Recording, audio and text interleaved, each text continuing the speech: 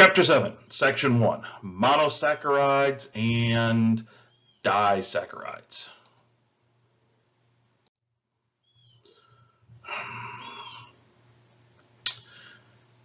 Isomers. We know what isomers are. Two molecules that have the same structural formula but different shapes. Well, turns out we're going to have the same thing here in sugars, but it's going to be more shades of gray than as black and white. Ooh, we can really tell the difference. Because we're going to be looking at individual carbons within the carbon chain and which direction the hydroxyl group is pointing. Okay?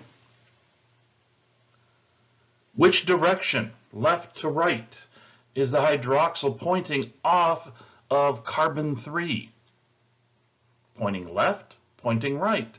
Because it turns out enzymes are highly stereospecific. It has to be a correct orientation, the correct shape to not only fit into the active site of the enzyme to become the substrate, but also to induce that transformational change and get the induced fit.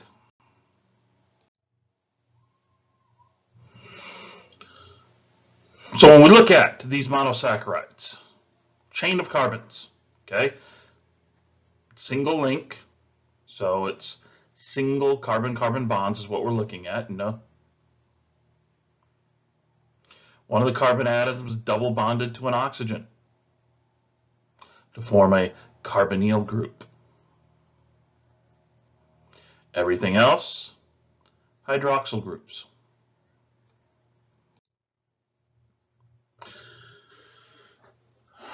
Now, where's that carbonyl? The carbonyl is at a terminal, one of the ends. It's referred to as an aldose. If it's somewhere in the middle, one of the middle carbons, then that sugar is referred to as a ketose. Let's look here, glyceraldehyde. D-glyceraldehyde has the carbonyl carbon 1. D-hydroxyacetone, look, 1, 2, 3, 3 carbons. 1, 2, 2 hydroxyls, 1, 2, 1 carbonyl. But it's carbon 2 here with a dihydroxyacetone that has the carbonyl group. We see the same thing, glucose versus fructose, ribose versus 2-deoxyribose, which you can't see because it's behind my head, but look in the textbook. Where's the carbonyl? Where are the hydroxyls? You can have things moved around. The difference between D-ribose and 2-deoxy-D-ribose, well, hydroxyl, hydrogen. Same number of carbons, 1, 2, 3, 4, 5, thus it's ribose. But ribose you're going to find in RNA, and 2-deoxyribose, which you could find in DNA. D-glucose, D-fructose. 1, 2, 3, 4, 5, 6. 1, 2, 3, 4, 5, 6. Why is this glucose and that's fructose? Well, because they consider that carbon up there to be added to these 5 carbons.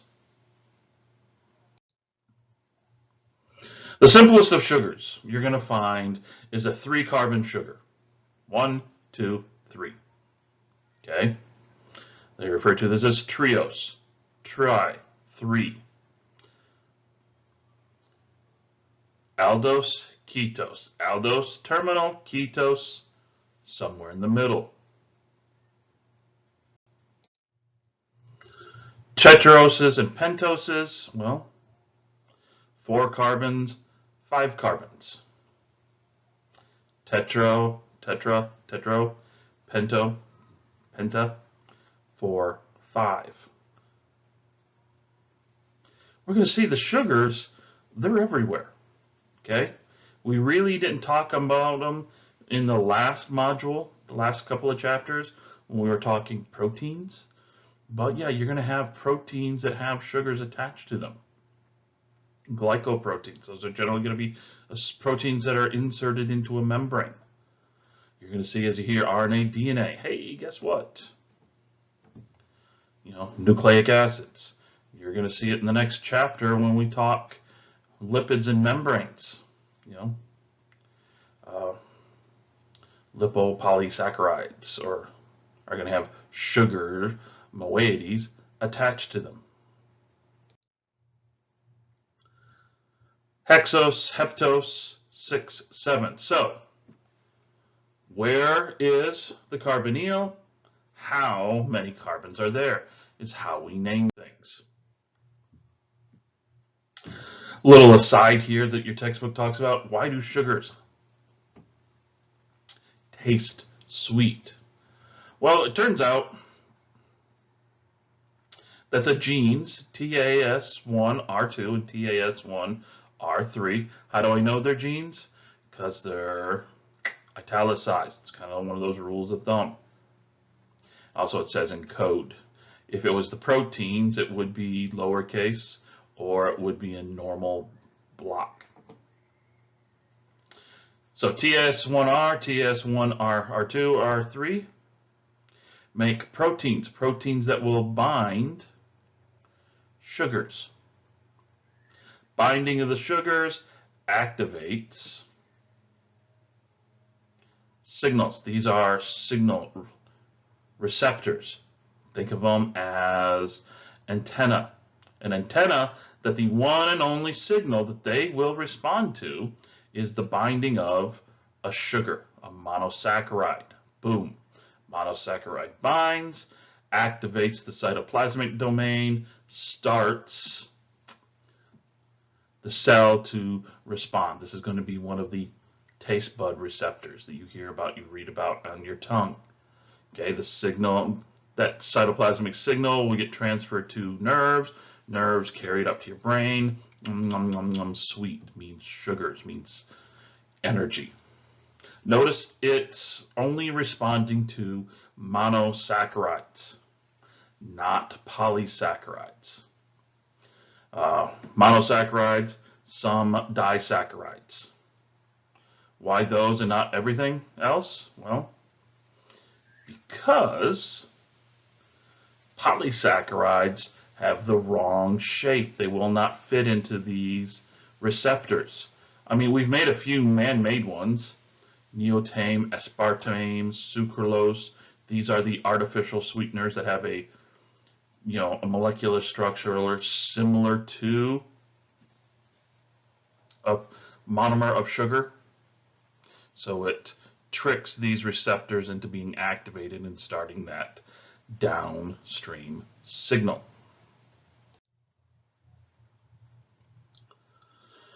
Turns out all monosaccharides except for dihydroxyacetone contain one chiral carbon.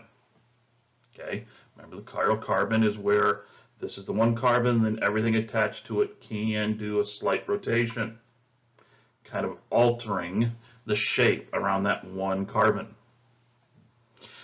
Gives us what is referred to as enantiomers. On paper, they look the same, but there's been a slight twist, a slight tweak in how things are, which is going to lead to, a difference in optical activity. Remember when we say optical activity, I forget the name of the machine, but you put what you are measuring into the machine, it sends light through it, polarized light, and that's going in a certain way. Wavelengths, because it's polarized, goes in a certain length until it hits the sugar, and when it hits the sugar or whatever your sample is, it will cause a slight change in the polarization of the light. So instead of being true, up, down, it now shifts. Shifts one way L, shifts the other way D.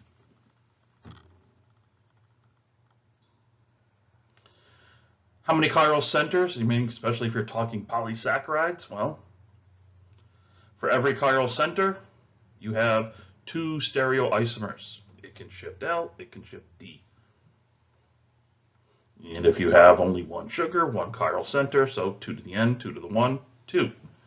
If you have a polysaccharide with 1,000 sugars, 1,000 chiral centers, 2 to the 1,000 is how many different, you could have.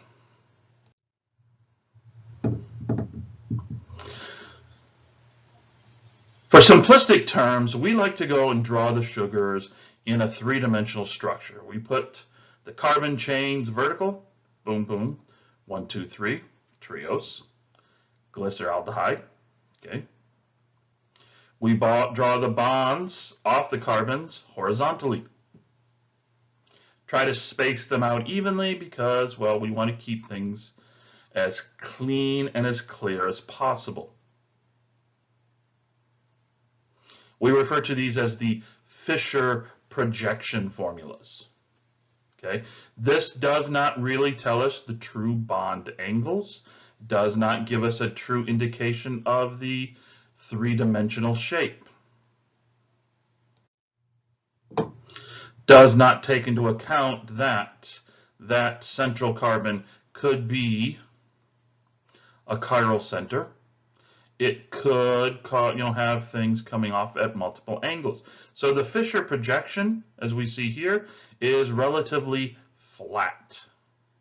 But when we draw this perspective formula, we put in wedges and we put in dashed wedges to indicate, the dashed wedges indicate that it's coming behind the plane of that central carbon. Remember, the filled in wedge means it's coming forward from that carbon. This gives us a more truer representation of the three-dimensional structure, but we can still draw this, we could still discuss it this way when we're discussing, chemical reactions.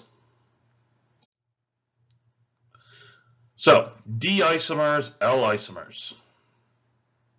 It's all about that chiral center. D isomers, reference carbon, as I say, is, D-glyceraldehyde. On the right, dextro,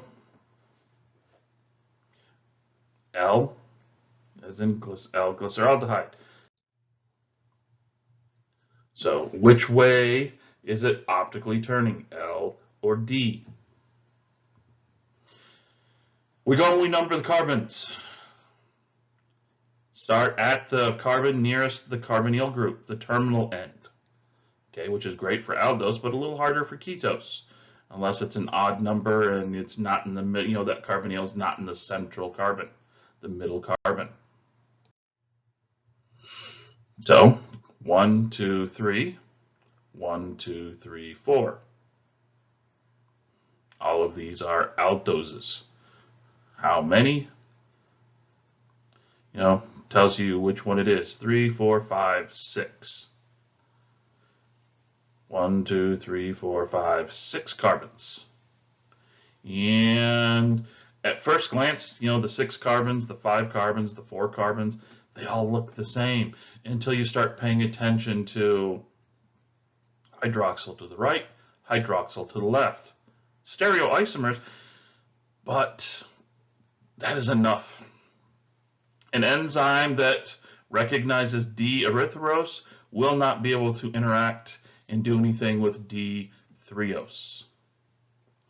Any enzyme that interacts and does anything with D-glucose cannot do anything with D, what is that? Idose. Talose, D-allose. All the hydroxyls to the right, the majority of them to the left. Whereas glucose, notice how back, forth, glucose, mannose, you might be able to get some of the same reactions to occur, but not often.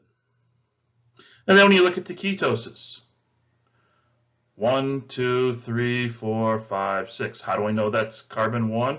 Because it's the one that's closest to the terminal one. that's closest to a carbonyl.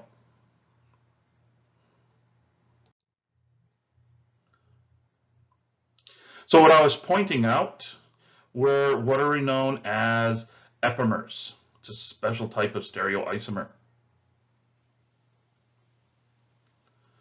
You know, the stereoisomer is just talking about, okay, around that chiral center, things rotate, blah, blah, blah. Well, here's what's rotating around. Hydroxyl to the left, hydroxyl to the right on carbon 2. Does it make a big difference? Yeah. Mannose, glucose. Carbon 4 here, the same, 3, 5, 6, but this big little difference here means this goes straight in at step 1, glycolysis. This may need some modification. Enzymes, receptors that respond to this may not be able to respond and do anything with this. Same here with the galactose.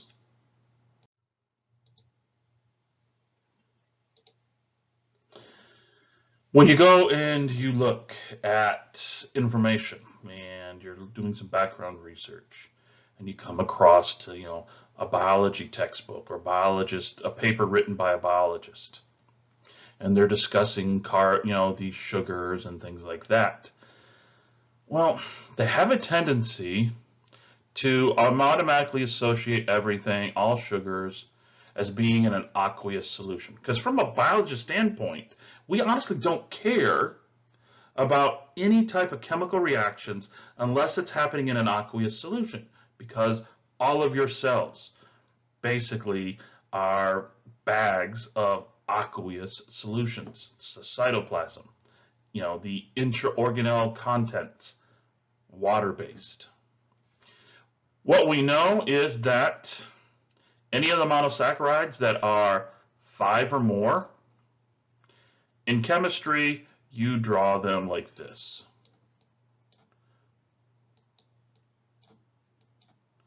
There's 5. Here's the double bond of the carbonyl. So that's 1, 2, 3, 4, 5. What we know is that in an aqueous solution, it's going to do this.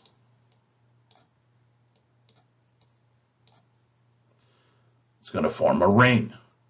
1, 2, 3, 4. Sorry, I'm trying to draw 4 with.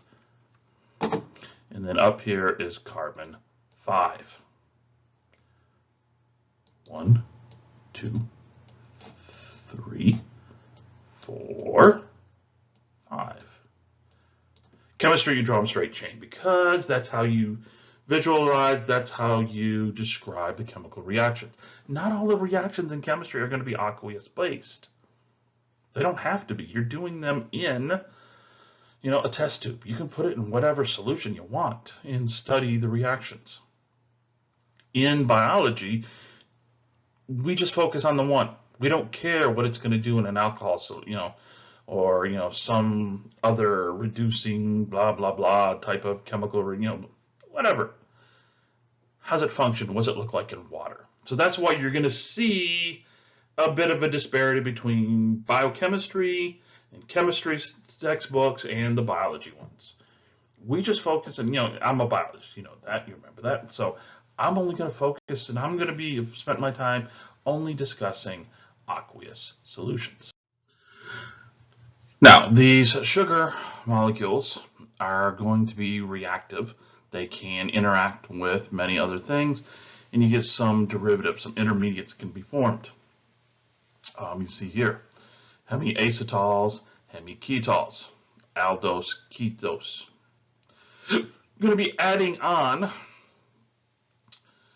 carbonyl or hydroxyl to a carbonyl group, getting a carboxyl group of some sort. Whether it's a 5-6 membered thing.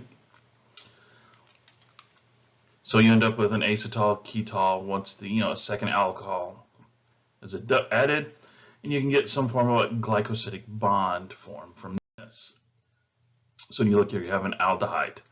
Here's terminal carbonyl, hydroxyl from another. You get these added. So now you have the OH. The hydrogen here is associating there. And this second bond here is now going to go right there. So you now have an hydroxyl, an oxygen, and whatever R2 is. And this hydrogen here, boom, this can be removed. OR, a third come in, you now have this structure. Same thing if it is a ketone. Remember here the carbon's going to be somewhere in the middle. So, it's now, carbon 2, 3, 5, whatever. You can see the same thing here. So you now get different things attaching, and then it's going to be via oxygen, other, oxygen, other. The reaction with the first alcohol creates what is referred to as an additional chiral center. So that hemiacetal, hemiketal, is going to increase your number of chiral centers, the carbonyl carbon. Gives us two more designations, alpha, beta. So not only now do we have L and D, we also have alpha, beta. You see alpha, beta designation in the name of a sugar of some sort, of a carbohydrate. Know that it's dealing with hemiacetal, hemiketal.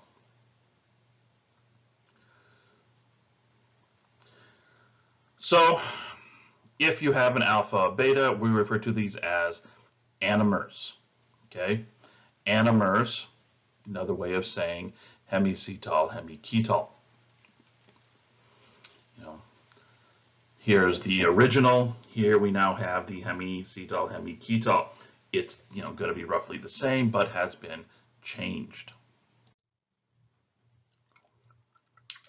When you look at and you discuss this, you see right here, talked about the fact that we may draw it like this,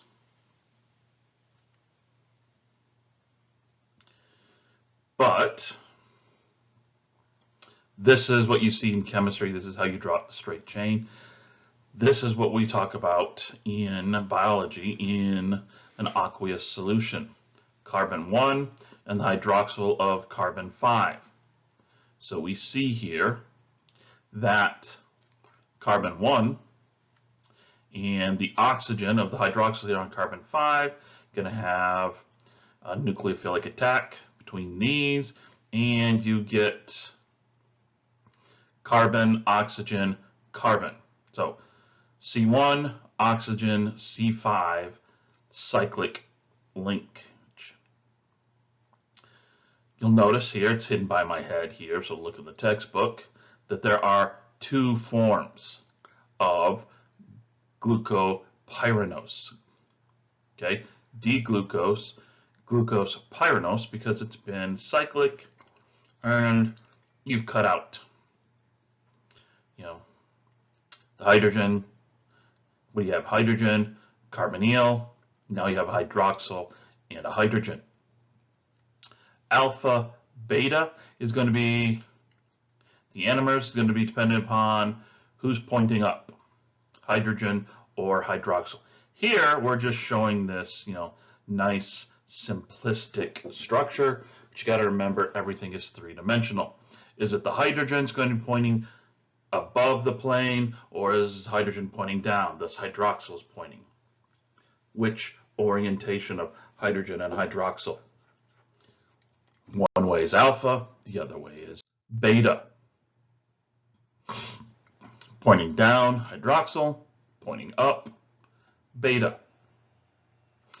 Pyranoses, glucopyranose, six-membered ring. So, yes, in biology we just call this glucose, but the true chemical name of it is glucopyranose.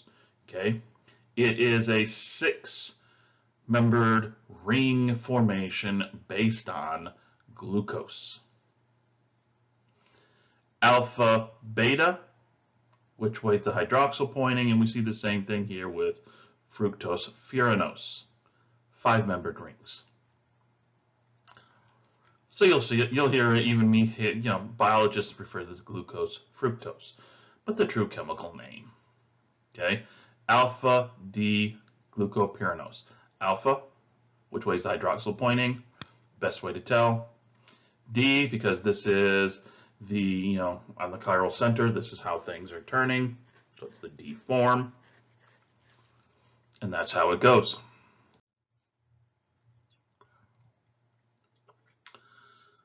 The Haworth perspective tells us that there are better, accurate representations for our, sugar structures other than the Fisher projections. Remember the Fisher projections, just this. But in reality, glucose is not like this. Glucose actually has a bit of a tilt built in. So the plane of the sugar, here's the 6-sided thing. Look at it. It actually has a bit of a twist to it, a bit of a bend.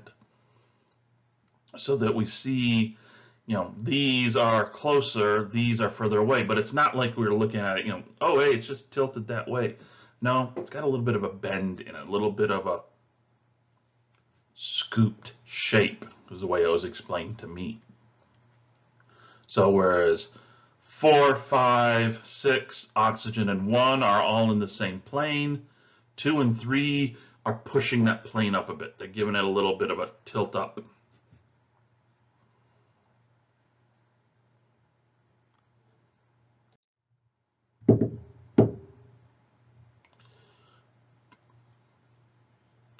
So, how do you draw them? Well, first, you draw the membered ring. 6, 5, 5 carbons, 1 oxygen up the upper right, okay? This is how the accepted. Number the carbons. Carbon 1's going to be, and then you go in a clockwise fashion. Place the hydroxyls, okay? You got to remember, up or down at each of the carbons that there's going to be associated with.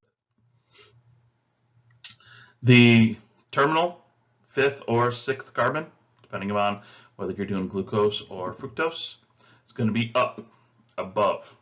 Okay, think of it almost like a flag sticking up there. Up for the D, down for the L. Most everything we're going to be looking at is going to be D's, D enantiomers. But you got to pay attention. Alpha, beta.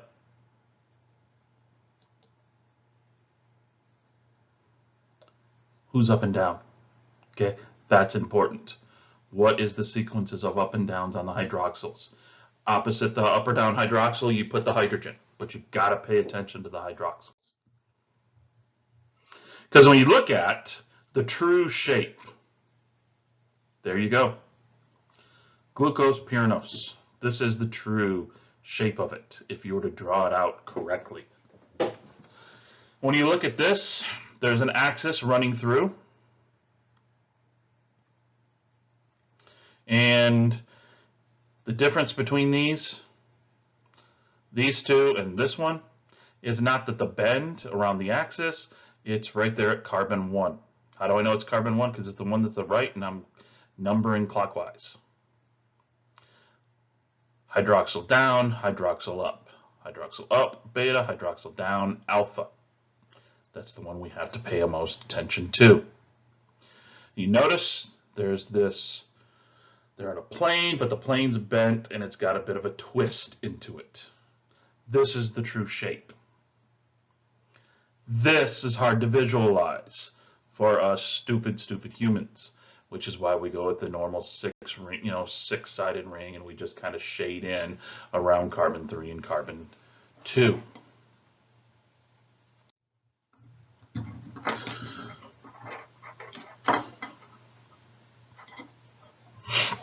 So, you want to add in, well, here's some of the different things you can see added into sugars. Just like amino acids had a base, the amino, alpha carbon, the carboxyl, and then you had an R where you could add stuff in, give it different attributes. Well, see the same thing here with the monomers of sugar. Add and subtract carbon 2. Add something to carbon 6 up here, a phosphate group. Beta D-glucose 6 phosphate. You'll see this step, the second, the first intermediate product of glycolysis. You take glucose, add a phosphate to it, glucose 6 phosphate. It's just the true name of it is actually beta D glucose 6 phosphate. Add an amino group. Galactosamine, below the plane. Manosamine, above the plane. Kind of cool. Deoxysugars, fructose, rhamnose, add acidic residues. Lots and lots of different things you can do.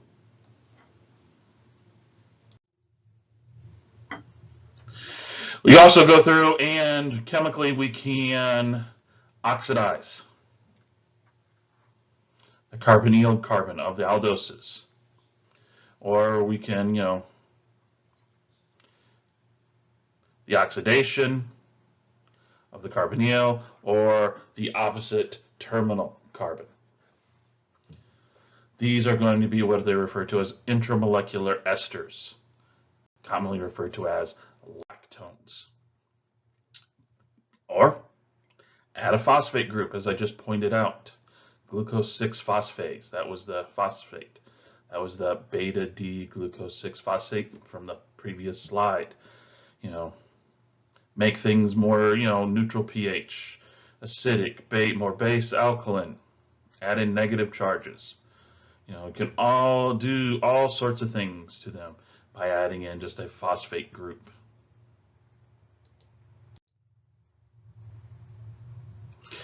You also hear the term reducing sugars. These are sugars that go through a redox reaction via the aldehyde groups, react with copper.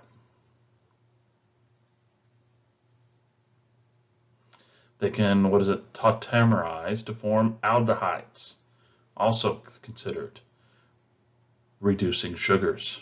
So reducing sugars are going to give up an electron, give up a hydrogen, give up an electron to another atom.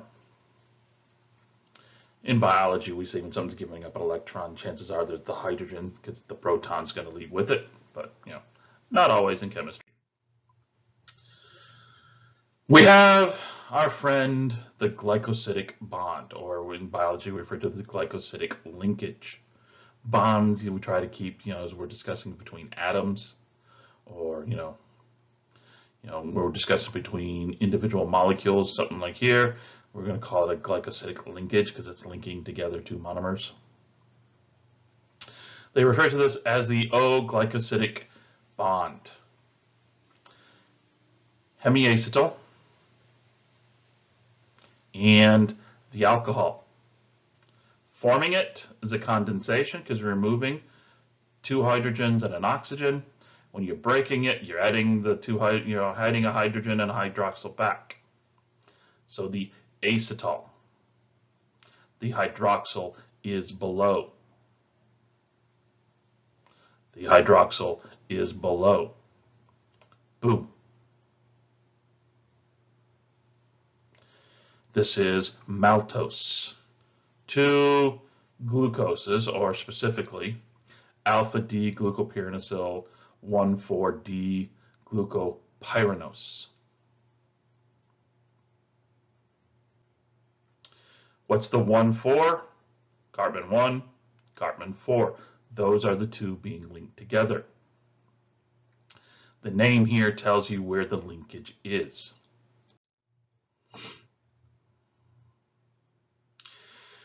By going through and doing this, it means that we are making and forming a reducing end. The end of a disaccharide or polysaccharide chain with a free anomeric carbon. Look, here it is. Here's the reducing end. Here's where more things can occur. Here, no. Whether you're either doing a condensation or hydrolysis reaction here. This, though, this is a reducing end. This is where more magic can happen. So you're going to go through. You're going to look at the reducing end. You're going to say alpha or beta, hydroxyl up or down. Name the non-reducing residue using furano or purano. 5 carbon, 6 carbon. Indicate with parentheses which carbons in the two molecules are being joined via the glycosidic bond. And then name residue, the second residue. Repeat if you have any more. Now, a lot of time writing out glucopyranose gets to be a little bit much. So, GLC, arabinose, ARA, fructose, FRU, galactose, GAL. Happens to be a derivative of galactose, galactosamine, GAL-N. If it happens to be, N-acetyl galactose or glucosamine, GLC, NAC. Okay, by using these, these letter designations, it saves us a lot of time as we're writing, as we're taking notes, as we're, typing away.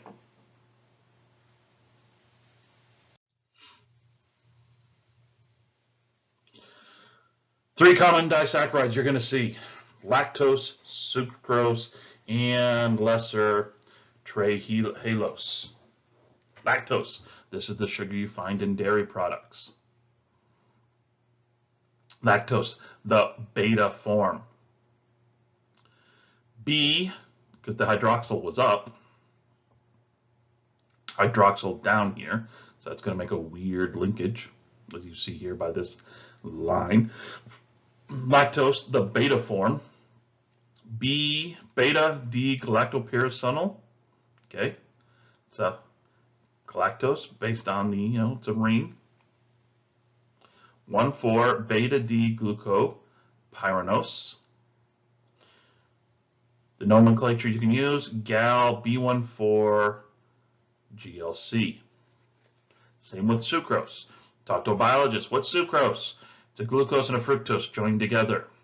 Chemist is going to tell you it is, correctly, beta D fructopyracenyl alpha D glucopyranoside. Sweet. Why this difference here? Because it's saying you can either call it Fru 2 beta alpha 1 GLC or GLC alpha 1 2 beta fructose, because we go back and forth here on which is the one you start, which is the reducing end. Remember, that's where you're supposed to start, but you look right here, you've got a little something extra here on this fructose, so makes naming it a little bit different.